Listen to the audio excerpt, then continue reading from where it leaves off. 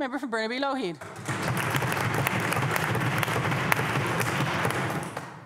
Thank you, Honourable Speaker.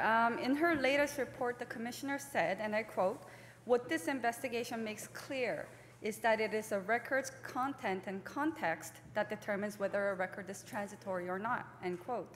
So in other words, emails are a critical part of the government's records, Honourable Speaker, because they tell us how government makes decisions. And so today, we are presenting yet another example of a senior public servant working under the direction of John Dybel, deleting documents and emails by labeling them transitory. So there's a culture of delete in this government, Honourable Speaker, and it starts right at the top. So to the Minister, why is he allowing senior public servants deleting important government records? Minister for Technology, Innovation and Citizen Services.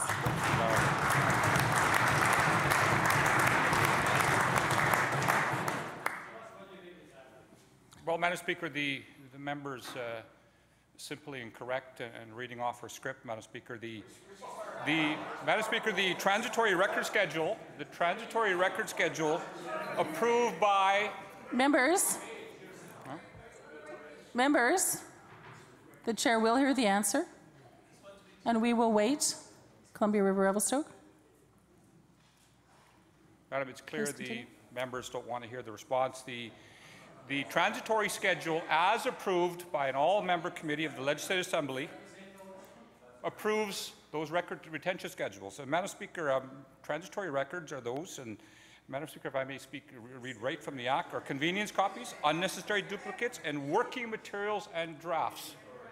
Madam Speaker, those items that are government records, I fully expect those to be retained, and I expect those to be available. But, Madam Speaker, the members are attempting to confuse the issue that emails are records of government work, and they're not.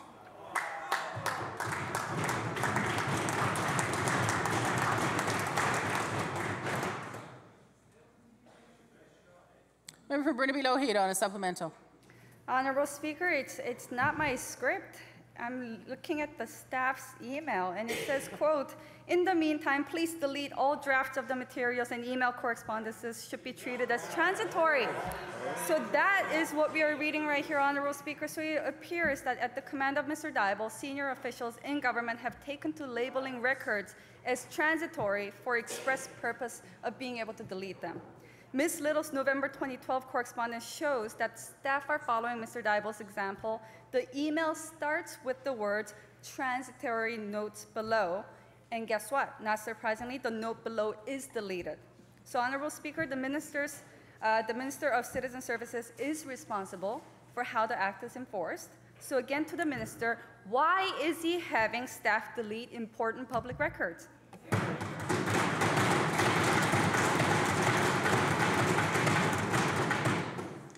Minister for Technology, Innovation and Citizen Services.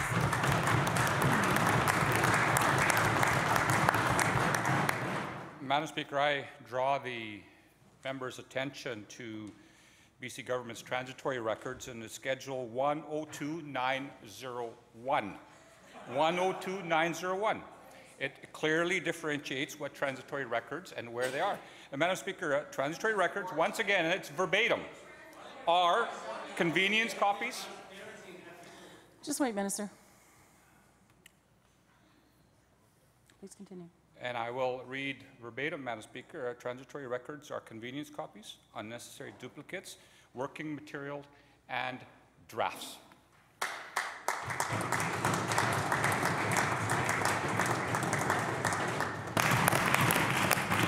Thank you, Madam Speaker. In another email, Ms. Little once again reveals how this government uses the term transitory to delete public records.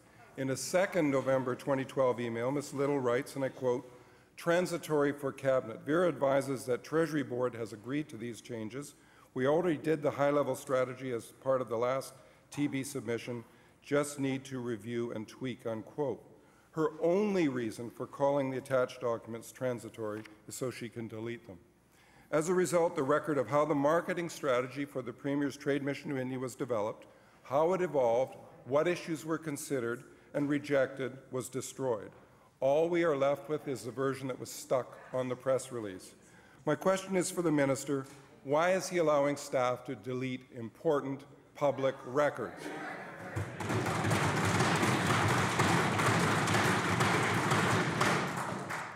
Minister for Technology, Innovation and Citizen Services.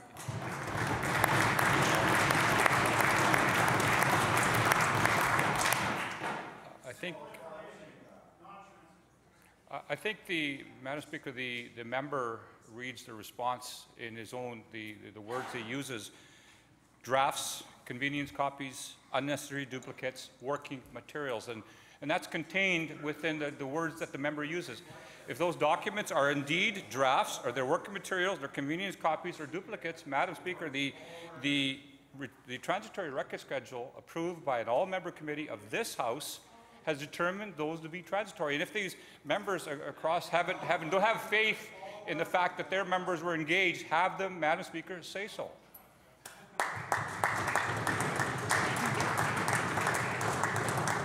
Member for Surrey-Whalley on a supplemental.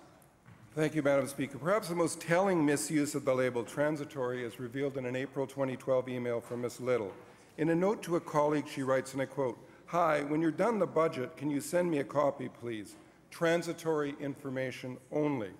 My question is to the minister: when did the budgets for taxpayer-funded programs become transitory documents instead of important public records?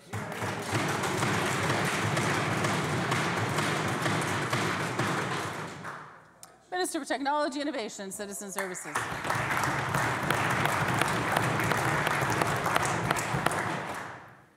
Madam Speaker, when an individual does an FOI request for government records, the appropriate act is applied. The act is applied.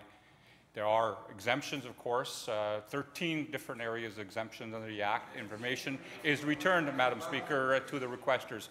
And once again, if there are key government documents, those key government documents are restored within ministries, and those are available within FOI requests. And Madam Speaker, the flawed assumption continue to be perpetrated that every email becomes a government record is wrong.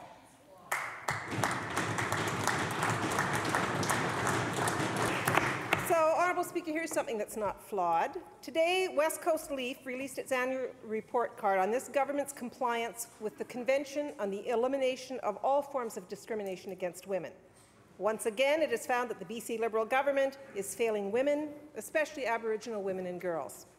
The government's grade on missing and murdered Aboriginal women actually dropped from last year's low of D to this year an all-time low of F because of their lack of accountability. Not only has the government been deleting emails, but they have decided that they no longer need to even report out on their failure to fully implement recommendations for the Missing Women's Inquiry. So my question is through you to the Justice Minister. Can she please tell us what steps she is taking to rectify this utter lack of accountability? Madam Attorney.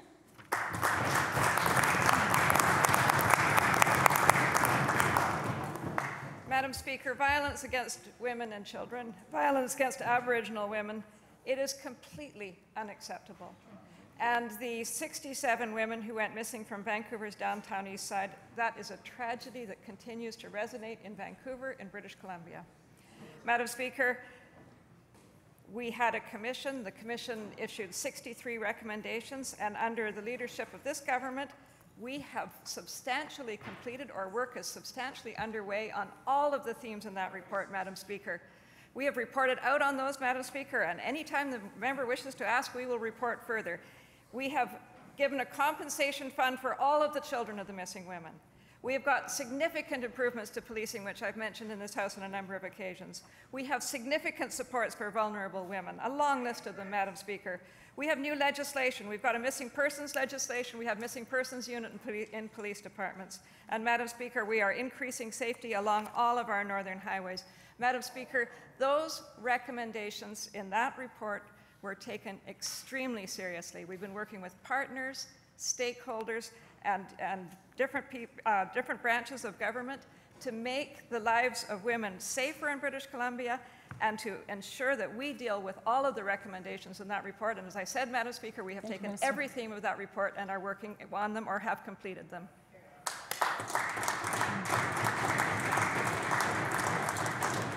Esquimalt Railroads on a supplemental. Thank you very much, Honourable Speaker. While the minister knows that, in fact, the government has not completed all of the recommendations and is no longer reporting out on them, so it's no wonder that the BC Liberal governments don't want to report out, because they're doing such a terrible job on this. I'd like to quote from the report. In response to the urgent recommendations to implement a public transportation system along Highway 16, the province, and I quote, has created an informational website, which of course fails to meaningfully improve safety for Indigenous women. And it goes on to discuss how the government has intentionally deleted email records related to the issue of violence along Highway 16 to avoid disclosing them. So again, to the Minister of Justice, why is this government hiding from accountability on this issue? Madam Attorney.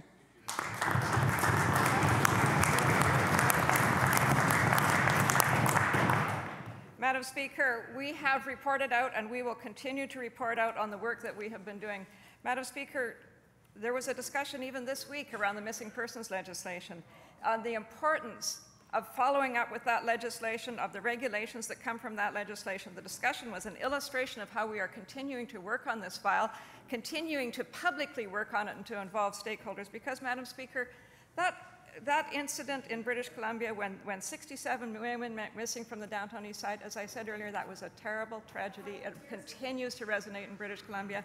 And Madam Speaker, we are determined to take that report seriously. We have taken that report seriously. We are working on every single facet of it, including, yes, indeed, Madam Speaker, the recommendation that all transportation options or transportation on northern highways, all northern highways, be safer. And indeed, there are many, many things that have been done, including cell phone coverage, better policing, public transportation, because, Madam Speaker, this government is determined that vulnerable women be safe in British Columbia.